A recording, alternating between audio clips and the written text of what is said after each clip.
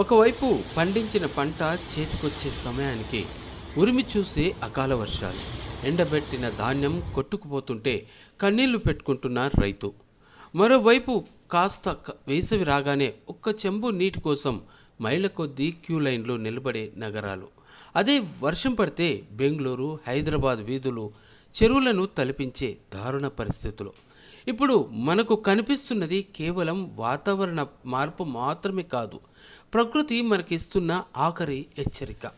పల్లెల్లో రైతులను రోడ్డున పడేస్తున్న అకాల వర్షాలు, నగరాలను ముంచెత్తుతున్న ప్లానింగ్ లేని నగరీకరణ, దీని వెనుకున్న అసలు నిజాలేంటి? ఈ 4 నిమిషాల స్టోరీలో అన్ని విషయాలు చెప్తాను. మామూలుగా వర్షం రావాల్సిన సమయంలో రాదు, కోతలు కోసే సమయంలో కొంప ముంచుతుంది. సో వాతావరణ మార్పుల వల్ల వర్షపాతంలో చాలా రకాల మార్పులు వచ్చాయి. ఏప్రిల్ నెలల్లో పడే వడగళ్ల వానలకు వందల ఎకరాల వరి, మామిడి, మిరప పంటలు క్షణాల్లో నాశనం అవుతున్నాయి. ఇక ఉష్ణోగ్రతలు 45 డిగ్రీలు దాటడం వల్ల భూగర్భ జలాలు ఇంకిపోయినాయి. పండించిన పంటలు కళ్ళ ముందే ఎండిపోతున్న పరిస్థితి.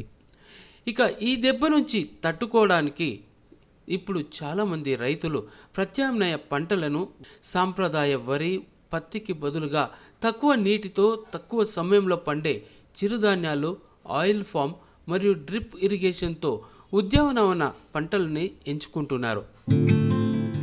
ఇక నగరాల పరిస్థితి ఏంటి?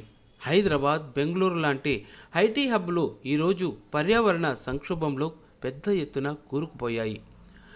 నగరాల్లో నీటిని పట్టి ఉంచే సహజమైన చెరువులు, కుంటలు, నాలాలను ఆక్రమించి కాంక్రీట్ భవనాలు కట్టేశారు. ఇక వర్షపు నీరు భూమిలోకి ఇంకే మార్గమే లేక పాతాళ గంగలను అడగంటిపోతుంది కూడా. ఫలితంగా వేసవి వస్తే ట్యాంకర్ల కోసం నగరాలు అల్లాడిపోతున్నాయి. కొద్దిపాటి వర్షం పడినా మురుగునీటి కాలువలు పొంగి పొర్లుతాయి. వర్షపు నీరు వెళ్ళడానికి దారి లేక రోడ్లన్నీ జలాశయాలుగా మారిపోతున్నాయి.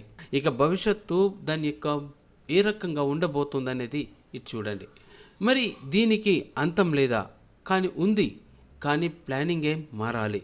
చెరువుల పునరుద్ధరీకరణ, కఠినమైన బఫర్ జోన్ నియమాలు మరియు ప్రతి భవనంలోనూ వర్షపు నీటి నిల్వ ఇది తప్పనిసరిగా ఉండాలి.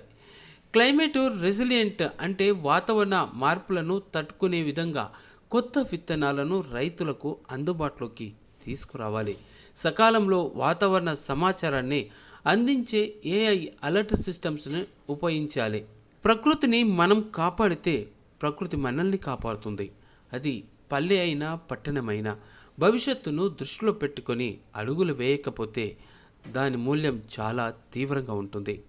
మీ ఊరిలో లేదా నగరంలో వాతావరణ మార్పుల ప్రభావం ఎలా ఉందో కామెంట్ రూపంలో మాకు తెలియచేయండి.